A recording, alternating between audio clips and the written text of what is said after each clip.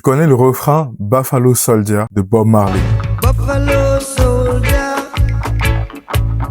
dread like a rasta.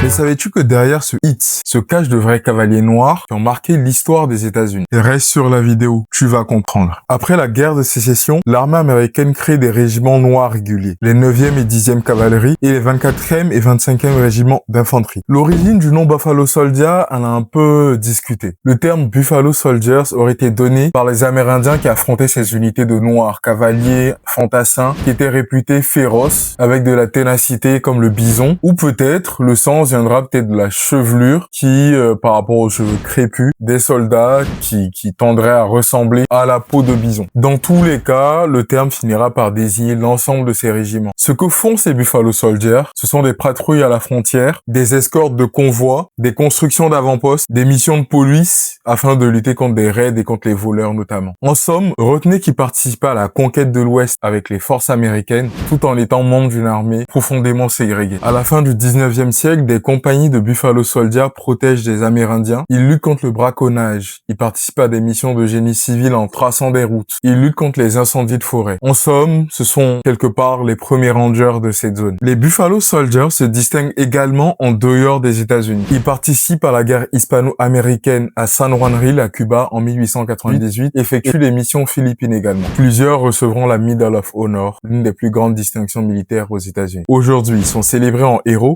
mais leur histoire est complexe. Ce sont des Noirs au sein d'une armée ségrégée qui se sont distingués par leur professionnalisme, mais qui ont participé à la conquête de l'Ouest et à des massacres, qui ont combattu les autochtones. Un siècle plus tard, l'artiste Bob Marley transformera le terme Buffalo Soldier en Buffalo Soldier avec son accent jamaïcain. Ils deviendront, grâce à son album Confrontation, sorti en 1983, un symbole de résistance et de survie. Like et abonne-toi.